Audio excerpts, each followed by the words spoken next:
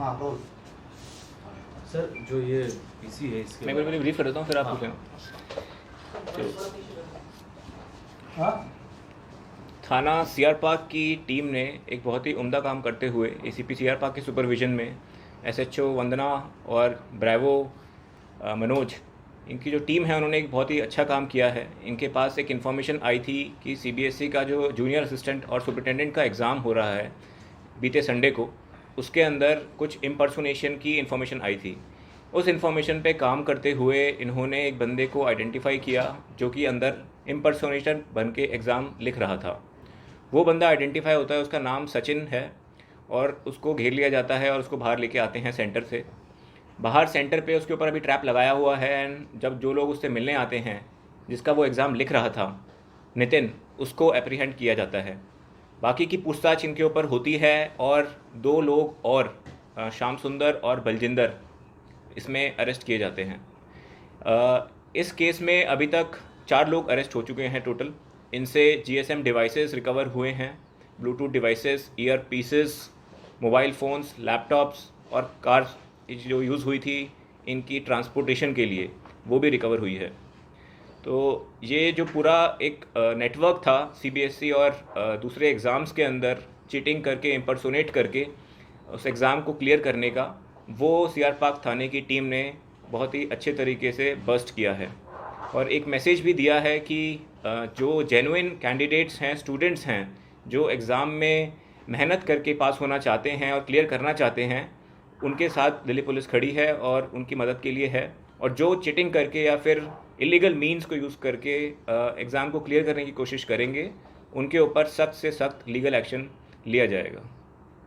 Sir ये लोग कब से, क्या पहली बार ये एग्जाम देने की इस तरीके से गए थे चीटिंग के माध्यम से, कि पहले भी किया करते थे ये लोग? तो अभी की जो इन्वेस्टिगेशन हुई है उसके अंदर ये निकल के आ रहा है कि इनका पहले भी इस तरीके के एग्ज़ाम्स के अंदर इम्पर्सोनेशन का बैकग्राउंड है। और कुछ स्पेशली जो सचिन है उसने कुछ और भी एग्ज़ाम्स दिए हैं जिसमें कुछ कैंडिडेट्स के इवन सिलेक्शन की भी बात पता चली है। उस फैक्ट्स के ऊपर अभी इन्वेस्टिगेशन चालू है और जो कंसर्न डिपार्टमेंट्स हैं और जो एग्ज़ामिनेशन एजेंसीज़ है उनके साथ संपर्क करके उनको इंटीमेट किया जा रहा है, जिससे कि जो कैंडिडेट सेलेक्ट हुए हैं उनके ऊपर लीगल एक्शन लिया जा सके। ये श्याम सुंदर और दिल्ली में ही है कि या दिल्ली से बाहर? जो अभी तक की इन्वेस्टिगेशन हुई है उसके अंदर दिल्ली के बाहर भी ये लोग गए हैं एग्ज़ाम देने के लिए, और इम्पर्सोनेशन के माध्यम से ही इनका जो मेन मोडस ऑपरेंडी था उसके तहत इन्होंने कार्रवाई की है। सर क्या ये पैसे कितने लेते थे ये लोग? श्याम सुंदर और बलजीत का सर रोल क्या है इनका?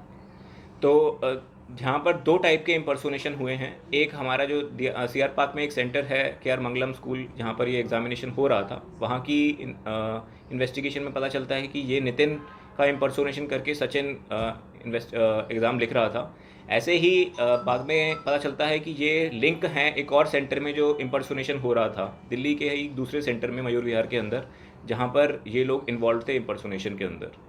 सर क्या कितने पैसे ये लोग लिया करते थे और क्या इनकी एजुकेशन क्या, उसके बारे में? अभी तक की जो इन्वेस्टिगेशन हुई है उसके अंदर हमें पता चला है कि नितिन से इन्होंने 15 लाख का सौदा किया था और आगे इन्होंने फिर सचिन को 12 लाख बताया था। जो सौदा करने वाला था वो श्याम सुंदर था, और सचिन जो था वो मेन इसके अंदर एक तरीके से किंगपिन है जो एग्ज़ाम लिखता है, और उसका ये पूरा गेम प्लान था। क्या प्रोफाइल है सर, कितनी एजुकेशन है इसकी सचिन की जिसकी बात करिए? ये ग्रेजुएट है सचिन, और जो श्याम सुंदर और बलजिंदर हैं वो नगर निगम में परमानेंट एम्प्लॉयज़ हैं, ग्रुप सी ग्रुप डी की पोस्ट पर एम्प्लॉयड हैं। और नितिन जो है वो अभी जॉब ढूंढ रहा है, वो भी ग्रेजुएट है, पढ़ा लिखा है। कौन कौन से डिपार्टमेंट का एग्जाम या पार्टिकुलर कोई एक ही एग्जाम देते थे? अभी ये वाला जो एग्ज़ाम था ये सीबीएसई जो है अपना central board of secondary education, उसका सुपरिटेंडेंट और जूनियर असिस्टेंट के 2 एग्ज़ाम थे जो उस दिन हो रहे थे। उसमें ये इम्पर्सोनेशन करने की कोशिश कर रहे थे, जिसको सीआर पार्क की थाने की पुलिस ने बड़े ही अच्छा तरीके से नकार दिया है और उसको पकड़ लिया है। ये तरीका क्या अपनाते थे वहाँ भी, ये लोग तरीका क्या अपनाते थे एक दूसरे को? तो ये एग्ज़ाम से जो एग्ज़ामिनेशन फॉर्म्स आते हैं उनको पहले भरते थे। जो बंदा ओरिजिनल होता है वही फॉर्म भरता था, जैसे नितिन के नाम पे फॉर्म भरे जाते हैं। फिर उससे मिलती जुलती शक्ल का कोई एक इंसान ढूंढा जाता है। वो जो बंदा होता है जिसको शक्ल को ढूंढते हैं वो ही एग्ज़ाम लिखने जाता है। और जो ये इम्पर्सोनेटर होता है ये थोड़ा सा पढ़ा लिखा है और उसने पहले भी इस तरीके की कार्रवाई करी होती है, तो उसको एक्सपीरियंस होता है किस तरीके से एग्ज़ाम को क्लियर करना है। इनका भी सक्सेस रेट अभी तक 100% नहीं है कि इन्होंने जो एग्ज़ाम लिखे हैं वो सारे के एग्ज़ाम क्लियर हुए, ऐसा नहीं है। बट कुछ एग्ज़ाम्स में इन्होंने सफलता पाई है जो कि गलत है और इलीगल है, जिसके ऊपर आगे की कार्रवाई की जाएगी। बाकियों के प्रोफाइल क्या है सर? सारे पढ़े लिखे या फिर पैसों का किस तरह से यूज़ करते थे ये लोग? ये पैसों के लालच का ही एक मेन रीज़न है इसका। और जैसा मैंने आपको बताया कि ये पढ़े लिखे हैं, ग्रेजुएट हैं, इसके अंदर कुछ तो सरकारी एम्प्लॉयज़ भी हैं, ग्रुप सी और ग्रुप डी एम्प्लॉयज़ हैं जो हरियाणा के अंदर नगर निगम के अंदर कार्यरत भी हैं। और ये कैसे ढूंढते थे उन लोगों को? कोई ज़रूरत थी, कोई ऑनलाइन ट्राई करते थे या फिर किसी जानकार के थ्रू आते थे लोग? ये मेनली वर्ड ऑफ माउथ के थ्रू ही आपस में ढूंढते थे। तो जैसा पता चल पाया था कि नवंबर में इनकी मुलाकात हुई थी, किसी और एग्ज़ाम को लिखने के लिए उस टाइम आए थे, तब इनका आपस में संपर्क हुआ था और उसके बाद में बातचीत करते हुए उन्होंने ये प्लान बनाया। जनवरी के अंदर ये फॉर्म भरे थे इन्होंने इस एग्ज़ाम के, और उसके बाद ये पूरी कार्रवाई करते हुए इन्होंने आज अप्रैल में जब ये एग्ज़ाम था उस टाइम पे इम्पर्सोनेशन की कार्रवाई की कोशिश करी थी।